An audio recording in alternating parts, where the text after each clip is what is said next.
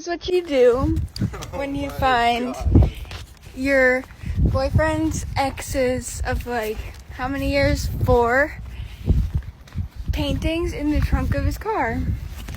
This is what you do. Ready?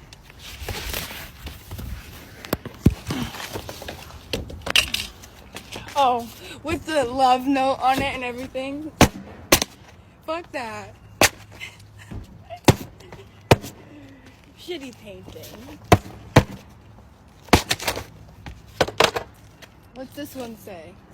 Oh, thank you for being such a wonderful, positive influence in my life. You're welcome. You're welcome. Now, we eat it in the garbage. Bye. Goodbye. Men aren't getting robbed enough. We need to start robbing men so they can stop inviting strangers into their home. I really don't know if it's what it is, but I have been really getting too many invites into the homes of men that I do not know. What's so crazy is these men know exactly what they're doing, and then like to gaslight you and be like, oh, I thought we could just watch the game at my... No. How many times has she gone to Tyrone's house without knowing him and did more than a stranger should ever do to somebody without being paid for it?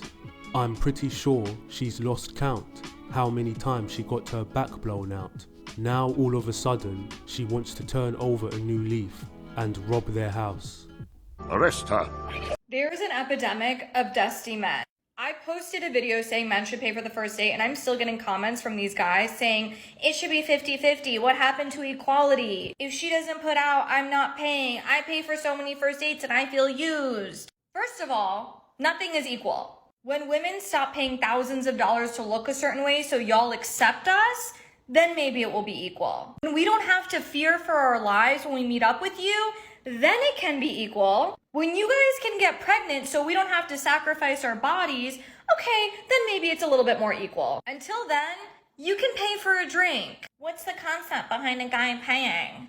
The concept is you're a man and you're supposed to pay.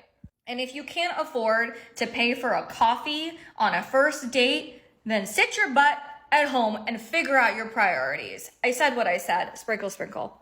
Guys, you are not obligated to spend money on a woman regardless of what reason she gives, especially for the reason you are a man and you're supposed to pay.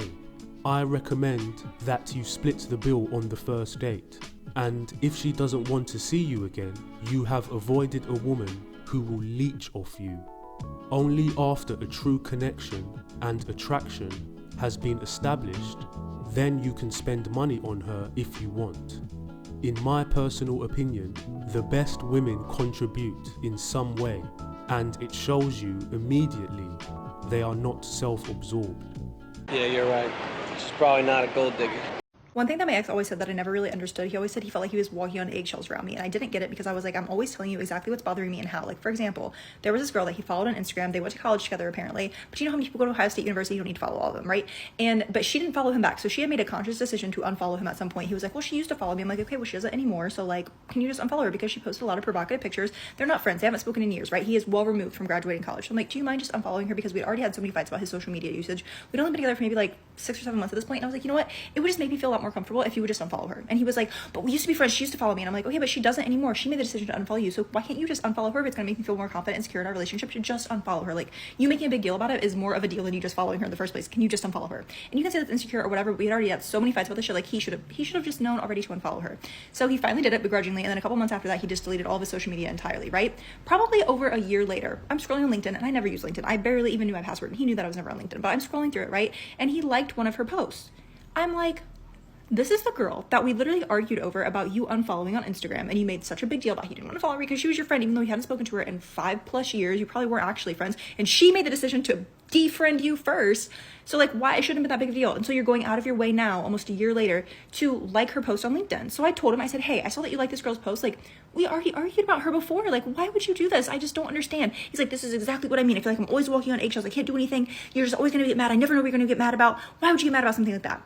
I'm like, okay, but we already had the conversation about me wanting you to unfollow her on Instagram because I didn't want you to interact with her on any form of social media. Obviously, me not wanting you to interact with her on Instagram doesn't mean I guess I'll go follow her on Twitter.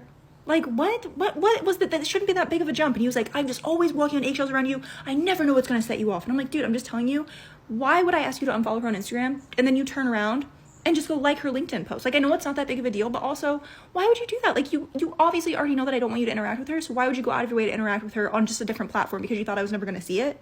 He's like, well, yeah, of course I thought you were never going to see it. Okay. This 304 is crazy.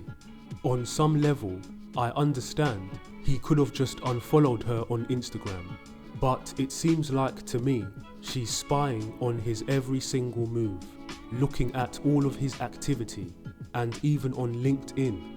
I'm surprised if he's allowed to go to the toilet without her following him. Those crazy eyes will drive any man into an early grave. She drives me crazy. I know you think you're high value, and I believe you, but are you acting high value? Because if you're not, you're not. Imagine Chanel has a sale and it's 80% off worldwide in every store that sells Chanel, in Harrods, in Selfridges, everywhere. And everyone's walking around with Chanel bags. Would you value Chanel as much?